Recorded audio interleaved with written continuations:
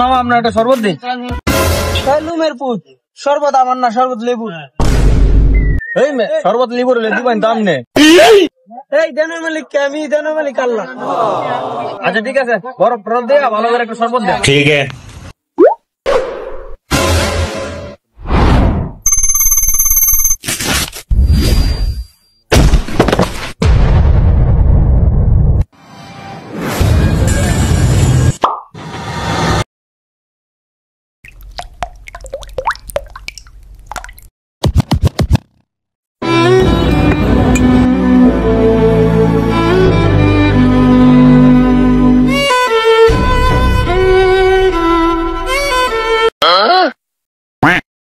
ভাই জানবে কেন টাকাটা? ভাই